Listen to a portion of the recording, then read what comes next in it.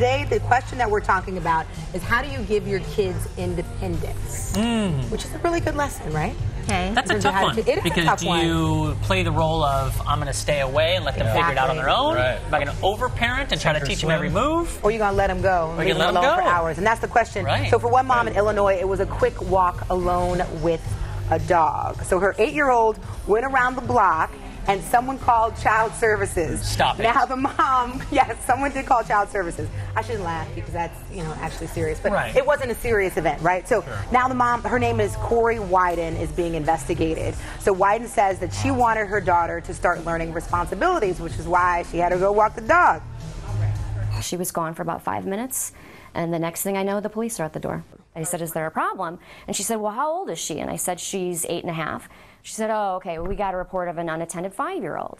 And I said, oh, well, that's not my daughter. Mine's 8.5, and, that was that.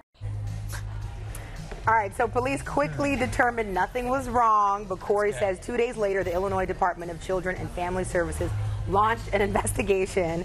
Illinois authorities found Corey was not neglectful, but says they investigate all calls.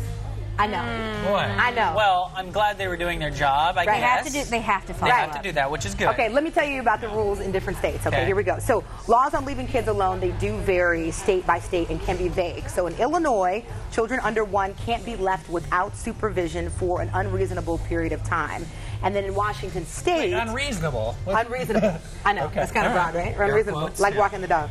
Okay, Washington State doesn't have any laws on what age that kids can be left alone, but DSHS suggests kids starting at 9 can be left alone for less than 2 hours. So 2 hours or less, that should be good. Okay. The goal is for kids to grow up to do a lot of things on their own. So that's kind of the question that we're asking is kind of what do you allow them to do to give them some independence, but also, keep a close eye on them. Right.